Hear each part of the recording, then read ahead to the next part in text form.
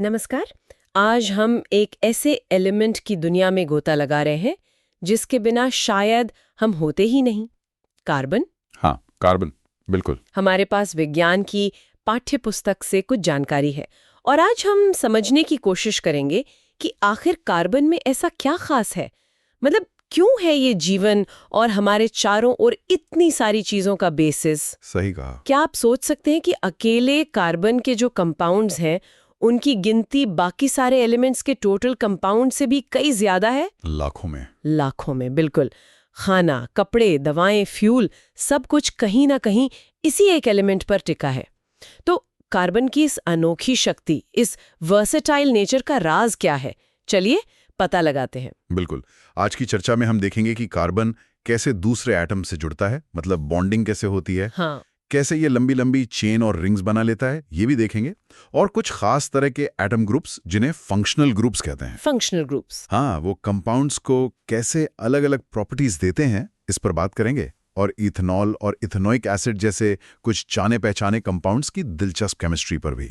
Ethanol मतलब alcohol और ethanoic acid सिरका वाला। वही, बिल्कुल। और कमाल की बात यह है, जैसा आपने कहा, धरती की पपड़ी में सिर्फ 0.02% और हवा में CO2 के रूप में सिर्फ 0.03% होने के बावजूद कार्बन इतना जरूरी है। हाँ, ये तो है। ठीक है, तो शुरू करते हैं एकदम बेसिक से। कार्बन इतना स्पेशल क्यों है? इसका राज क्या इसकी इलेक्ट्रॉनिक बनावट में छिपा है? बिल्कुल।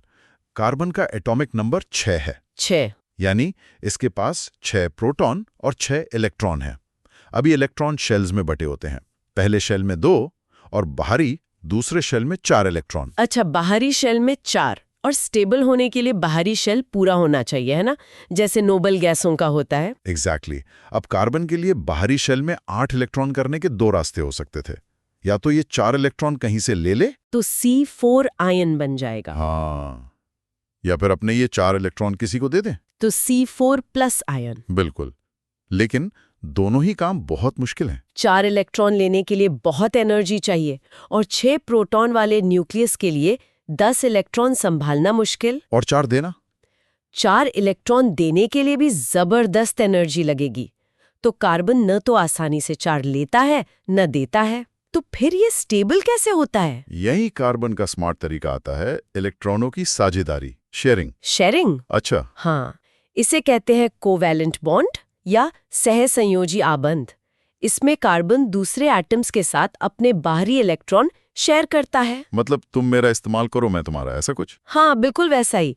इससे दोनों एटम्स का बाहरी शेल पूरा हो जाता है और दोनों स्टेबल हो जाते हैं। ये आयनिक बॉन्ड से अलग है। आयनिक बॉन्ड जैसे नमक NaCl में होता है, जहां सोडियम इलेक्ट्रॉन देता है और क्लोरीन लेता है। सही। आयोनिक कंपाउंड्स अक्सर ठोस होते हैं। उनके गलनांक, क्वथनांक मतलब मेल्टिंग और बॉइलिंग पॉइंट बहुत ऊंचे होते हैं। हाँ, नमक तो काफी तापमान पे पिघलता है। और वे पिघली हुई हालत में या पानी में घुलने पर बिजली के अच्छे कंडक्टर होते हैं, क्योंकि उनमें आयन होते हैं। लेकिन कार्बन के कंपाउंड्स, उनके मेल्टिंग बॉइलिंग पॉइंट आमतौर पर काफी कम होते हैं। सोचिए, मीथेन गैस है, इथेनॉल, अल्कोहल, वो भी लिक्विड है। एसिटिक एसिड, सिरका, गलनांक सिर्फ 17 डिग्री सेल्सियस के आसपास, और ये बिजली के अच्छे कंडक्टर भी नहीं होते। क्यों? क्योंकि इनमें आयन नहीं बनते। इलेक्ट्रॉन तो बस शेयर हो रहे हैं, पूरी तरह ट्रांसफर नहीं हुए। अच्छा, तो ये शेयरिंग यानी कोवेलेंट बॉन्ड और कैसे काम करता है? कुछ और उदाहरण? जरूर। सबसे सरल उदाहरण है hydrogen gas, H2। 2 hydrogen atom, दोनों के पास एक एक इलेक्ट्रॉन। दोनों अपना एक एक इलेक्ट्रॉन शेयर करते हैं, बन गया सिंगल बॉन्ड। अच्छा। Oxygen gas, O2। हर ऑक्सीजन एटम को 2 इलेक्ट्रॉन चाहिए, तो वो आपस में 2-2 इलेक्ट्रॉन शेयर करते हैं, बन गया double bond. Double bond, okay. Nitrogen gas, N2। इसे 3 चाहिए, तो ये 3-3 इलेक्ट्रॉन शेयर करते हैं, ट्रिपल बॉन्ड। ट्रिपल बॉन्ड, वाह। और पानी, H2O? पानी में एक ऑक्सीजन 2 हाइड्रोजन के साथ सिंगल बॉन्ड बनाता है। अमोनिया, NH3, उसमें नाइट्रोजन 3 हाइड्रोजन के साथ। ये सब कोवेलेंट बॉन्ड के उदाहरण हैं। और ये बॉन्ड मॉलिक्यूल के अंदर तो काफी मजबूत होते हैं। ठीक है। और सबसे सरल कार्बन कंपाउंड मीथेन, CH4, जो हमारी रसोई गैस या CNG में होती है। मीथेन में एक कार्बन एटम है जिसके बाहरी शेल में 4 इलेक्ट्रॉन हैं। हाँ, ये 4 हाइड्रोजन एटम्स के साथ जुड़ता है। हर हाइड्रोजन के पास एक इलेक्ट्रॉन है। तो कार्बन अपने 4 इलेक्ट्रॉन और 4 हाइड्रोजन अपने एक एक इलेक्ट्रॉन। हाँ, सब मिलकर शेयर करते हैं। कार्बन के भी बाहरी शेल में 8 हो गए, हर हाइड्रोजन के 2 हो गए, हीलियम जैसा, सब स्टेबल। अच्छा। हाँ। वो काफी कमजोर होता है, उसे इंट्रामोलिकुलर फोर्स कहते हैं। अच्छा, इसीलिए मीथेन गैस है या इनके मेल्टिंग बॉइलिंग पॉइंट कम होते हैं? बिल्कुल, क्योंकि मॉलिक्यूल्स को अलग करने में ज्यादा एनर्जी नहीं लगती। समझ गई। ये तो हुई बॉन्डिंग की बात, लेकिन वापस उसी सवाल पर आते हैं, लाखों कंपाउंड्स, ये कैसे मुमकिन होता है? आपने कहा था इसके 2 मुख्य कारण हैं। हाँ, 2 मुख्य कारण। पहला है कार्बन की एक अनोखी प्रॉपर्टी जिसे कहते हैं कैटनेशन। कैटनेशन मतलब कार्बन एटम्स की आपस में ही जुड़कर लंबी लंबी चेन बनाने की कमाल की क्षमता। खुद से ही जुड़ते जाना। हाँ, खुद से ही। ये सीधी चेन हो सकती है, ब्रांच वाली चेन हो सकती है, या फिर रिंग भी बन सकती है। जैसे लेगो ब्लॉक्स नहीं होते, हाँ, उन्हें जोड़कर आप कुछ भी बना सकते हैं। वैसे ही कार्बन एटम आपस में जुड़कर अनगिनत तरह के स्ट्रक्चर बना सकते हैं। और ये आपस में सिंगल बॉन्ड से जुड़ते हैं या सिंगल, डबल, ट्रिपल, तीनों तरह के बॉन्ड से जुड़ सकते हैं। अच्छा, इसका क्या मतलब है सिंगल, डबल, ट्रिपल बॉन्ड का? जिन कंपाउंड्स में कार्बन एटम्स के बीच सिर्फ सिंगल बॉन्ड होते हैं उन्हें कहते हैं सैचुरेटेड कंपाउंड्स। सैचुरेटेड। हाँ, ये तुलनात्मक रूप से कम रिएक्टिव होते हैं। ओके। और जिनमें कम से कम एक डबल या ट्रिपल बॉन्ड होता है उन्हें कहते हैं अनसैचुरेटेड कंपाउंड्स। अनसैचुरेटेड। और ये ज्यादा रिएक्टिव होते हैं। वो डबल या ट्रिपल बॉन्ड आसानी से रिएक्शन में हिस्सा ले सकता है। अच्छा, क्या कोई और एलिमेंट भी ऐसा कैटनेशन दिखाता है? सिलिकॉन दिखाता है कुछ हद तक, वो भी कार्बन के ग्रुप में ही है, लेकिन सिलिकॉन की चेन 7-8 एटम तक ही बन पाती है, और वो भी बहुत रिएक्टिव, मतलब अस्थिर होती है। कार्बन कार्बन का बॉन्ड इतना मजबूत और टिकाऊ होता है कि हजारों एटम्स की चेन बन सकती है। सोचिए, डीएनए, प्रोटीन्स, प्लास्टिक्स, सब में लंबी कार्बन चेन होती है। कमाल है। तो ये हुआ पहला कारण, कैटनेशन। और दूसरा कारण है कार्बन की टेट्रावैलेंसी। टेट्रावैलेंसी। टेट्रा मतलब 4। हाँ बिल्कुल, टेट्रा मतलब 4। जैसा हमने देखा, कार्बन के बाहरी शेल में 4 इलेक्ट्रॉन है, तो ये 4 और बॉन्ड बना सकता है। अच्छा। ये बॉन्ड ये दूसरे कार्बन एटम्स के साथ बना सकता है, जैसा कैटनेशन में देखा, या फिर hydrogen, oxygen, nitrogen, sulphur, halogen जैसे क्लोरीन, ब्रोमीन, इन जैसे कई दूसरे एलिमेंट्स के एटम्स के साथ भी बना सकता है। ओह, तो इससे तो वैरायटी और भी बढ़ जाती होगी। बहुत ज्यादा। सोचिए, 4 खाली जगहें हैं जुड़ने के लिए, और उन जगहों पर अलग अलग तरह के एटम या ग्रुप जुड़ सकते हैं, और कार्बन का छोटा साइज भी इसमें मदद करता है। छोटा साइज कैसे? छोटे साइज के कारण इसका जो न्यूक्लियस है वो शेयर किए गए इलेक्ट्रॉन्स को मजबूती से पकड़ कर रखता है। इससे बॉन्ड स्ट्रांग बनते हैं। समझ गई। तो कैटनेशन और टेट्रावैलेंसी, ये 2 वजह हैं कार्बन की इतने सारे कंपाउंड्स बनाने की। हाँ, ये 2 मुख्य वजह हैं। इसी से जुड़ा हुआ एक और कॉन्सेप्ट है एलोट्रोप्स। एलोट्रोप्स मतलब एक ही एलिमेंट के अलग अलग रूप। बिल्कुल, कार्बन के मामले में ये बहुत दिलचस्प है। इसके 3 मुख्य अपर रूप हैं, हीरा, डायमंड, ग्रेफाइट और फुलेरीन। तीनों सिर्फ कार्बन से बने हैं। हाँ, सिर्फ कार्बन एटम से, लेकिन उनकी अरेंजमेंट, उनकी जमावट बिल्कुल अलग है, और इसी वजह से उनके गुण जमीन आसमान का फर्क रखते हैं। जैसे हीरा देखिए, उसमें हर कार्बन एटम 4 और कार्बन एटम से जुड़कर एक बहुत मजबूत 3D नेटवर्क या जाल बनाता है। टेट्राहेड्रल स्ट्रक्चर कहते हैं इसे। अच्छा। इसी मजबूत स्ट्रक्चर की वजह से हीरा दुनिया का सबसे कठोर, हार्डेस्ट नेचुरल सब्सटेंस है। और ग्रेफाइट जो पेंसिल में होता है? ग्रेफाइट में हर कार्बन एटम 3 और कार्बन एटम से जुड़कर हेक्सागोनल रिंग्स बनाता है, जो फ्लैट शीट्स या परतें बनाती हैं। परतें? हाँ, जैसे कागज की परतें। ये परतें एक दूसरे पर आसानी से फिसल सकती हैं, इसीलिए ग्रेफाइट नर्म और चिकना होता है, स्लिपरी। अच्छा, तभी पेंसिल से लिखने पर निशान पड़ जाता है, परतें उतरती होंगी। बिल्कुल। और ग्रेफाइट में हर कार्बन का चौथा वैलेंस इलेक्ट्रॉन फ्री रहता है, जो मूव कर सकता है। इसीलिए ग्रेफाइट बिजली का अच्छा सुचालक है, कंडक्टर है। हीरे में ऐसा नहीं होता। बिल्कुल उल्टा। और फुलेरीन, ये नाम तो कम सुना है। फुलेरीन में कार्बन एटम्स जुड़कर एक बंद खोखली संरचना बनाते हैं। सबसे कॉमन है बकमिंस्टर फुलेरीन C60, जिसमें 60 कार्बन एटम फुटबॉल जैसी शेप में जुड़े होते हैं। फुटबॉल जैसी, वाओ। हाँ, तो ये दिखाता है कि सिर्फ एटम्स को अलग तरह से अरेंज करने से पदार्थ के गुण कितने बदल सकते हैं।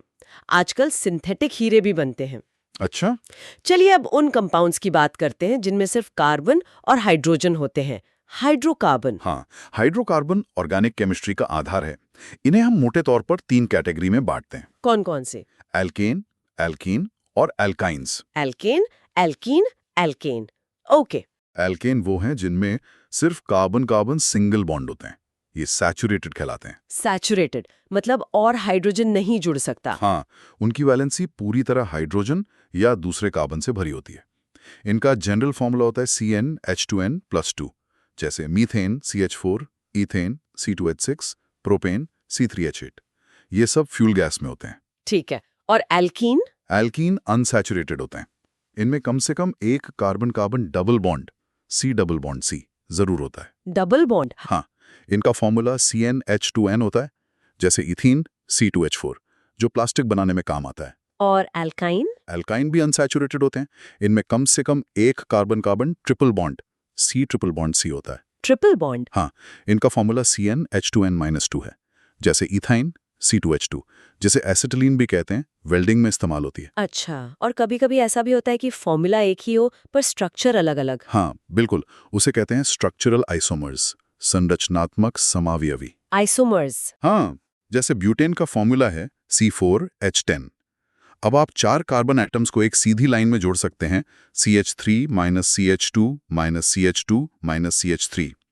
ये हुआ नॉर्मल ब्यूटेन। ठीक है। या फिर आप 3 को लाइन में रखकर चौथे को बीच वाले कार्बन से ब्रांच की तरह जोड़ सकते हैं, CH3 CH3 CH3।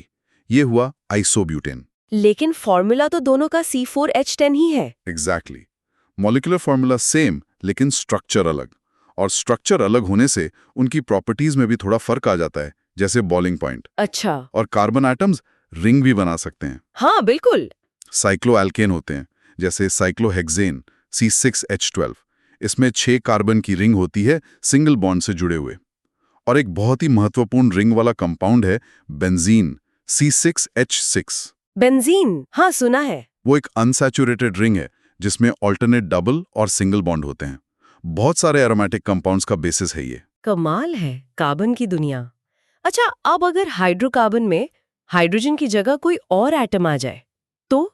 आपने शुरू में फंक्शनल ग्रुप्स का जिक्र किया था। हाँ, बिल्कुल सही। जब किसी हाइड्रोकार्बन चेन में हाइड्रोजन की जगह कोई और एलिमेंट, जैसे ऑक्सीजन, नाइट्रोजन, सल्फर या हैलोजन, क्लोरीन, ब्रोमीन का एटम या एटम्स का ग्रुप जुड़ जाता है, तो उसे क्या कहते हैं? उस बाहरी एटम को हेटेरोएटम कहते हैं। और अक्सर ये एक खास ग्रुप के रूप में जुड़ते हैं, जिसे फंक्शनल ग्रुप यानी प्रकार्यात्मक समूह कहा जाता है। Functional group. और यही फंक्शनल ग्रुप उस कंपाउंड की केमिकल प्रॉपर्टीज, मतलब वो कैसे रिएक्ट करेगा, ये तय करता है, चाहे कार्बन की चेन कितनी भी लंबी क्यों ना हो। अच्छा, मतलब चेन की लंबाई से ज्यादा फंक्शनल ग्रुप का असर होता है केमिकल प्रॉपर्टीज पर। हाँ, फंक्शनल ग्रुप का असर ज्यादा होता है। कुछ आम फंक्शनल ग्रुप्स हैं। बताइए। अल्कोहल में होता है OH group. OH। Carboxylic acid में होता है -COOH ग्रुप। यही ग्रुप उन्हें एसिडिक बनाता है। COOH जैसे सिरके में। हाँ, एसिडिक एसिड में। फिर एल्डिहाइड में CHO ग्रुप होता है। कीटोन में CO3 ग्रुप, ये कार्बन चेन के बीच में होता है। हैलोजन वाले कंपाउंड्स में -Cl क्लोरो या -Br ब्रोमो ग्रुप होता है। तो ये फंक्शनल ग्रुप एक तरह से कंपाउंड की पहचान बन जाते हैं, उसकी खासियत बन जाते हैं। बिल्कुल। आप फंक्शनल ग्रुप देखकर बता सकते हैं कि कंपाउंड किस परिवार का है और वो कैसे रिएक्ट करेगा। और इसी से जुड़ा है होमोलॉगस सीरीज यानी समजातीय श्रेणी का कॉन्सेप्ट। Homologous series? हाँ, ये ऐसे कंपाउंड्स की सीरीज होती है जिनमें फंक्शनल ग्रुप तो सेम होता है, लेकिन कार्बन चेन की लंबाई अलग-अलग होती जाती है। जैसे अल्कोहल की सीरीज ले लीजिए, मेथनॉल CH3OH, फिर एथेनॉल C2H5OH, फिर प्रोपेनॉल C3H7OH। अच्छा, हर अगले वाले में एक कार्बन और 2 हाइड्रोजन ज्यादा हैं, मतलब -CH2 यूनिट। एग्जैक्टली। हर अगला मेंबर पिछले वाले से एक -CH2 यूनिट से अलग होता है। और इनके गुण? क्योंकि फंक्शनल ग्रुप OH सेम है, इसलिए इन सब की केमिकल प्रॉपर्टीज काफी मिलती जुलती होती हैं। सब सोडियम से रिएक्ट करेंगे वगैरह। लेकिन फिजिकल प्रॉपर्टीज जैसे मेल्टिंग बॉइलिंग पॉइंट? वो धीरे धीरे बदलते हैं। जैसे जैसे चेन लंबी होती है, मॉलिक्यूलर मास बढ़ता है, तो मॉलिक्यूल्स के बीच अट्रैक्शन बढ़ता है। इसलिए मेल्टिंग और बॉइलिंग पॉइंट्स भी बढ़ते जाते हैं। मिथेनॉल, इथेनॉल, प्रोपेनॉल, इनके बॉइलिंग पॉइंट बढ़ते जाएंगे। समझ गई। और इनका नाम रखने का भी कोई तरीका होता होगा, जैसे मेथेनॉल, इथेनॉल? हाँ, बिल्कुल। एक सिस्टमैटिक तरीका है नाम रखने का, जिसे नोमेनक्लेचर कहते हैं। ये कार्बन एटम्स की संख्या और फंक्शनल ग्रुप पर आधारित होता है। कार्बन की संख्या के हिसाब से प्रीफिक्स लगता है, जैसे 1 के लिए मेथ, 2 के लिए एथ, 3 के लिए प्रोप, और फंक्शनल ग्रुप के हिसाब से सफिक्स, जैसे अल्कोहल के लिए ऑल, एसिड के लिए ओइक एसिड लगता है। अच्छा, काफी लॉजिकल सिस्टम लगता है। हाँ है। ठीक है, तो हमने कार्बन की बनावट, उसकी वैरायटी और नामकरण देख लिया। अब ये कंपाउंड्स आपस में रिएक्ट कैसे करते हैं, मतलब केमिकल रिएक्शंस। कुछ मुख्य रिएक्शंस के बारे में बताइए। कार्बन कंपाउंड्स कई तरह की रिएक्शन दिखाते हैं। कुछ बहुत कॉमन और इंपॉर्टेंट हैं। जैसे? सबसे पहली और शायद सबसे आम है दहन, यानी कंबशन। जलना। हाँ, फ्यूल तो जलाते हैं हम। बिल्कुल। कार्बन और उसके कंपाउंड्स ऑक्सीजन में जलकर कार्बन डाइऑक्साइड CO2, पानी H2O और ढेर सारी हीट और लाइट पैदा करते हैं। इसीलिए ये अच्छे फ्यूल हैं। अगर ऑक्सीजन पूरी मिले, मतलब कंबशन कंप्लीट हो, तो सैचुरेटेड हाइड्रोकार्बन्स जैसे मीथेन, LPG आमतौर पर नीली साफ लौ के साथ जलते हैं, जैसे हमारे गैस स्टोव पर। हाँ, लेकिन अगर ऑक्सीजन की सप्लाई कम हो या कंपाउंड अनसैचुरेटेड हो, जिसमें डबल ट्रिपल बॉन्ड हो, तो अक्सर पीली धुएं वाली लौ निकलती है, जिसमें कालिक होती है। अच्छा, वो काला धुआं? हाँ, वो बिना जला हुआ कार्बन होता है। ये इनकम्प्लीट कंबंशन का संकेत है। इसीलिए स्टोव वगैरह में हवा आने के रास्ते साफ रखने चाहिए, ताकि फ्यूल पूरी तरह जले। अगर फ्यूल में नाइट्रोजन या सल्फर भी हो, तो जलने पर उनके ऑक्साइड्स भी बनते हैं, जो पोल्यूशन करते हैं। सही बात है। और कौन सी रिएक्शंस हैं? दूसरी है ऑक्सीकरण, यानी ऑक्सीडेशन। ऑक्सीडेशन, ऑक्सीजन का जुड़ना? हाँ, या हाइड्रोजन का निकलना। कुछ पदार्थ होते हैं जो दूसरों को ऑक्सीजन दे सकते हैं या उनसे हाइड्रोजन निकाल सकते हैं।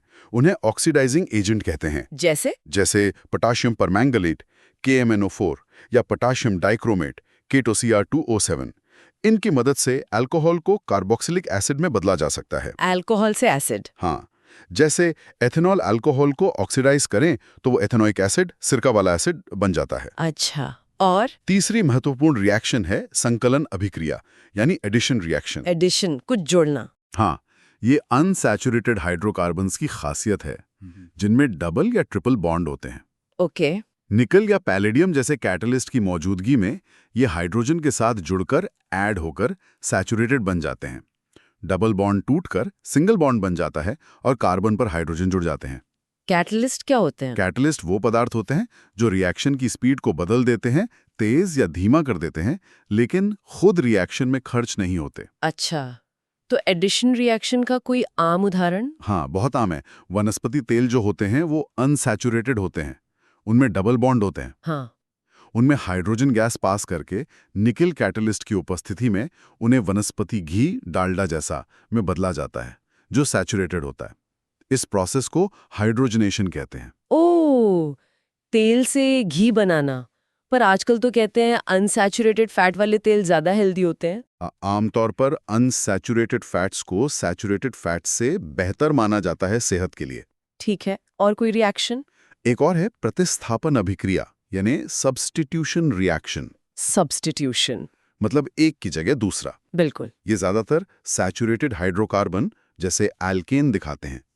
ये वैसे तो कम रिएक्टिव होते हैं, लेकिन खास परिस्थितियों में, जैसे तेज सूरज की रोशनी में, हाँ, ये क्लोरीन जैसे हैलोजन से रिएक्ट करते हैं।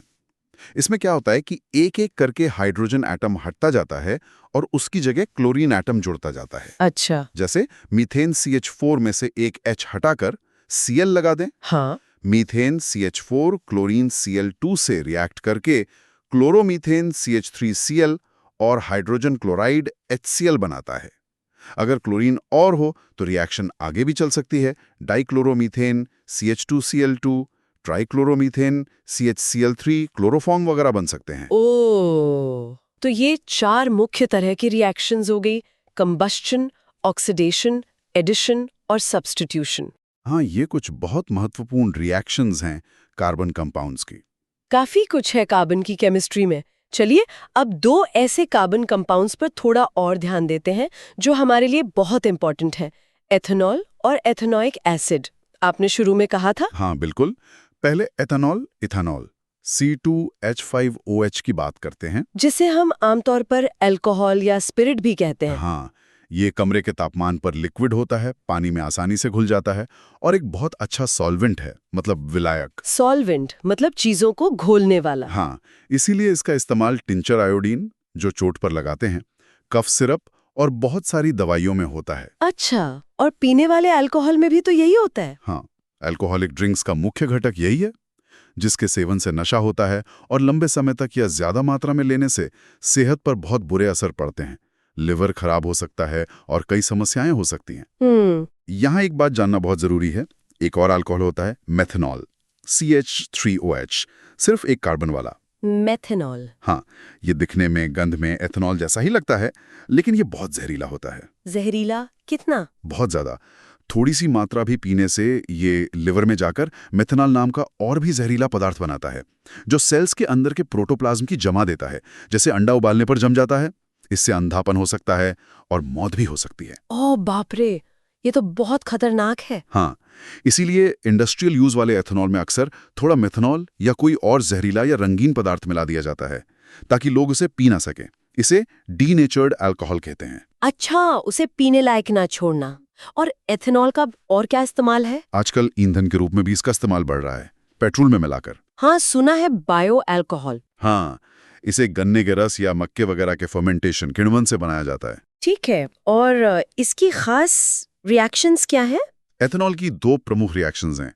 एक तो ये सोडियम धातु के साथ रिएक्ट करता है। सोडियम, वो तो बहुत रिएक्टिव होता है। हाँ, एथेनॉल सोडियम से रिएक्ट करके हाइड्रोजन गैस निकालता है और सोडियम एथॉक्साइड नाम का एक कंपाउंड बनाता है, 2Na + 2CH3CH2OH 2CH3CH2ONA + H2। Hydrogen gas निकलती है, ओके। दूसरी रिएक्शन है डिहाइड्रेशन, पानी का निकलना। डिहाइड्रेशन? हाँ, अगर एथेनॉल को गर्म, गाढ़े कॉन्सेंट्रेटेड सल्फ्यूरिक एसिड के साथ हीट करें तो एथेनॉल में से पानी का एक मॉलिक्यूल H2O निकल जाता है।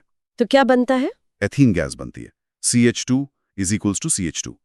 एल्कीन, सल्फ्यूरिक एसिड यहाँ डिहाइड्रेटिंग एजेंट का काम करता है, पानी सोख लेता है। अच्छा, तो ये हुआ एथेनॉल।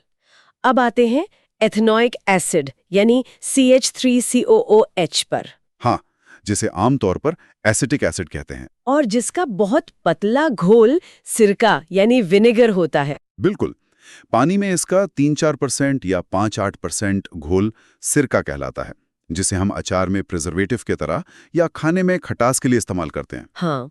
शुद्ध एथेनोइक एसिड का मेल्टिंग पॉइंट करीब 17 डिग्री सेंटीग्रेड या 290 केल्विन होता है। सिर्फ 17 डिग्री? हाँ, इसलिए ठंडे मौसम में या सर्दियों में ये जम जाता है। इसीलिए इसे ग्लेशियल एसिटिक एसिड भी कहते हैं, क्योंकि ये बर्फ जैसा जम जाता है। ग्लेशियल, अच्छा। और ये एसिड कैसा है, स्ट्रॉन्ग या वीक? ये हाइड्रोक्लोरिक एसिड HCl या सल्फ्यूरिक एसिड H2SO4 जैसे मिनरल एसिड्स की तुलना में एक वीक एसिड है।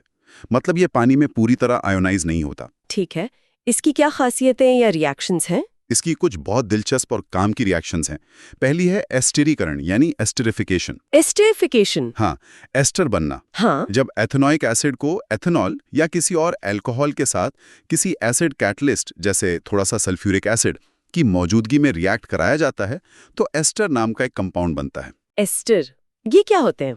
एस्टर की खासियत होती है उनकी मीठी, फलों जैसी गंध। फलों जैसी गंध? हाँ, बहुत सारे फलों और फूलों की खुशबू एस्टर्स की वजह से ही होती है। इसीलिए इनका इस्तेमाल इत्र, परफ्यूम्स और खाने के फ्लेवर बनाने में होता है। रिएक्शन होती है CH3COOH + CH3CH2OH, संतुलन CH3COOCH2CH3 + H2O, ये इथाइल एसीटेट बना। वाह, खुशबू वाले कंपाउंड्स। और दूसरी रिएक्शन एस्टर से ही जुड़ी है, साबुनीकरण यानी सैपोनिफिकेशन। साबुनीकरण मतलब साबुन बनना? हाँ, उसी से जुड़ा है। अगर आप बने हुए एस्टर को किसी बेस, क्षार जैसे सोडियम हाइड्रोक्साइड NOH के साथ गर्म करें तो रिएक्शन उल्टी हो जाती है। उल्टी? हाँ, वापस अल्कोहल और एसिड का सोडियम नमक बन जाता है। CH3COCH2CH3 + NOH = CH3CH2OH + CH3COONA, sodium acetate. अच्छा। क्योंकि इसी तरह की रिएक्शन से साबुन बनता है। साबुन भी लंबी चेन वाले फैटी एसिड के सोडियम या पोटेशियम नमक होते हैं, इसलिए इस रिएक्शन को साबुनीकरण कहते हैं। समझ गए। और एसिड होने के नाते ये बेस से तो रिएक्ट करेगा ही,